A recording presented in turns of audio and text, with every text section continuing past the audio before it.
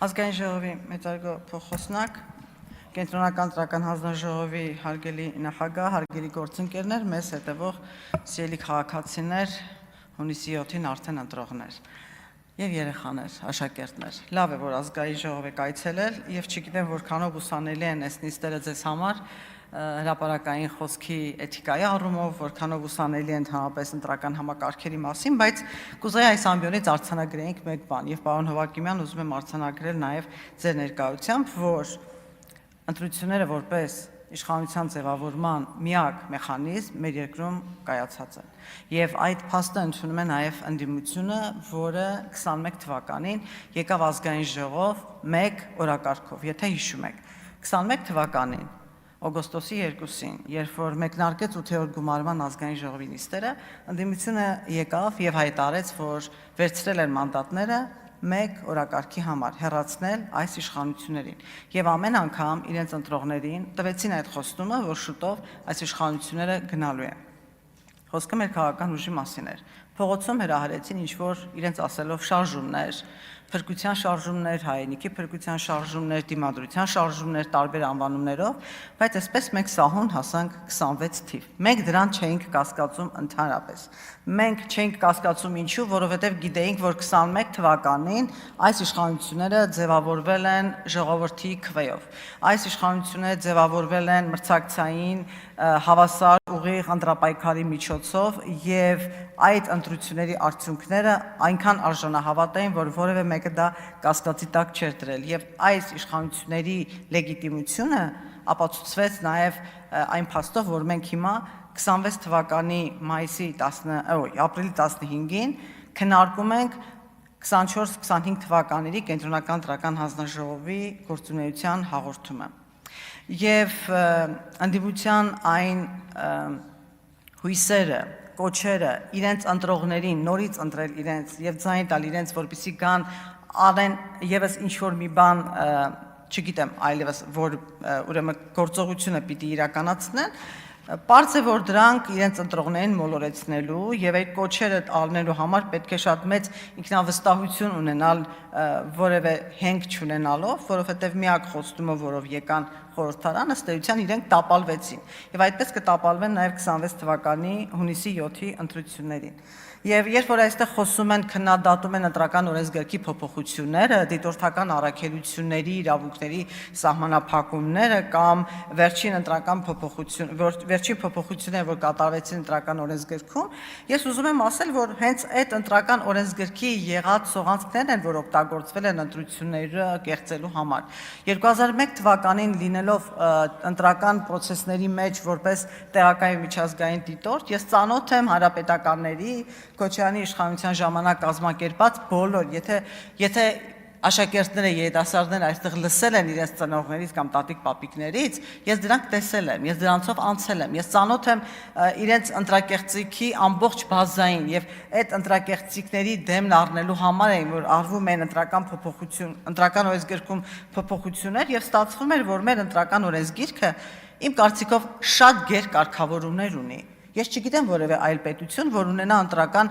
օրենսգիրք այսքան ծավալուն, այսքան մանրակրկիտ կարգավորված, ինչու, որովհետև ամեն անգամ մենք նախկինում որպես քաղաքասարակություն պնդում ենք, որ լինի նաև այս կարգավորումը, որ հանրային վերահսկողությունը ավելի շատ լինի, որ ընտրության արդյունքներն ավելի արժանահավատ լինեն, որ ընտրողների ստորագրած ցուցակները հրապարակվեն, որովհետև տարիներ շարունակ բացական անձանց փոխարեն քվեարկվում էր, իմ փոխարեն քվեարկվել է հանրաքվեի ժամանակ, իմ անվան դիմաց արդեն կար ստորագրություն, եւ մենք անդադ բերում ենք եւ պնդում ենք, ճնշում ենք կառավարություններին, որպեսզի ընտրական օրենսգիրքը փոխեն, փոփոխություններ անեն, որպեսզի գոնե մենք այդ կարգավորումներով կարողանանք ընտրակեղծիքի դեմը առնել։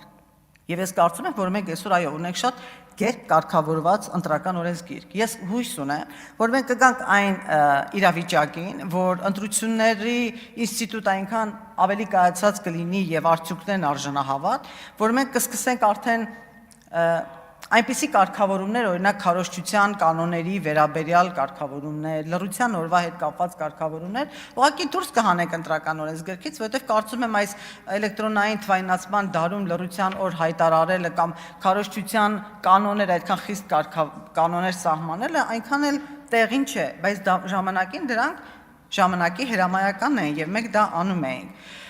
Նախորդ նիստերի նախորդ ուրեմն ազգային ժողովի արտահերթ նիստի ընթացքում ընդդիմությունը բողոքում էր, որ մենք ընտրական օրենսգրքում փոփոխություն արեցինք, հիմնականում իրենք շեշտեցին, որ փոփոխությունը, որը կապված էր դաշինքների անվան մեջ անձնանուն օգտագործելուն, բայց այդ փոփոխությանը զուգահեռ կար մի կարևոր փոփոխություն եւս։ Մենք օրենսգրքում վերականգնեցինք այն դրույթը, որի հեղինակը նաեւ ես էի եւ իմ գործընկեր Արթուր Հովհաննիսյան, որ քվեարկության թերթիկում, եթե կա այլ իր կամ առարկա, այդ քվեարկության ծրարում, եթե կա այլ իր կամ առարկա, դա պետք է անվավեր ճանաչվի։ 2017 թվականին հիշում եմ խորհրդանական ընտրություններին դիտորդական առաքելությունից մեկը իր զեկույցում նշել էր, թե նման քանի դեպք են բացահայտել տեղամասերում, երբ որ քվեարկության թերթիկում քվեաթերթիկից բացի կա նաև այլ իր։ Սա ինչի մասին է խոսում։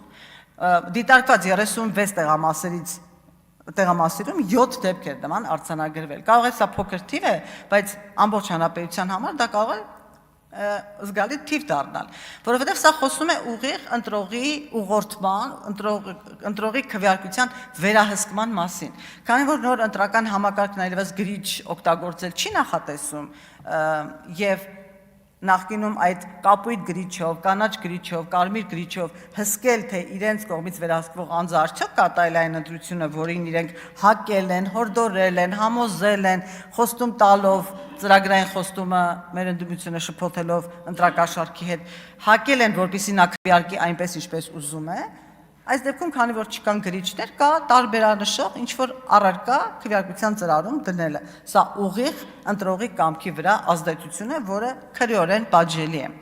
Եվ դիտորդական առաքելությունների չեզոքության մասին խոսելիս, այո, մենք բազմաթիվ անգամ խոսել ենք ֆեյք դիտորդական կազմակերպությունների մասին, որոնք ամենևին էլ չեզոք չեն եւ շատ ուղիղ շահագրգռված են ընտրությունների ելքով։ Եվ իրենց տեղամասում գտնվելը հենց պայմանավորված են նրանով, որ նրանք ուղղորդված են կուսակցությունների կողմից, որպեսզի տեղամասում պաշտպանեն այդ կուսակցության շահերը, ոչ թե ընտրական ինստիտուտը կամ ընտրությունների կարգի վերաբերյալ նկատմամբ հսկողություն իրականացնեն։ Մենք իհարկե դեմ ենք տոտալ վերահսկողությանը, բայց հանրային վերահսկողությունը ընտրությունների նկատմամբ կարևոր գործիք է եւ դրա միջոցով է նաեւ որ ընտրությունների ելքը եւ արդյունքները արժանահավատ են դառնում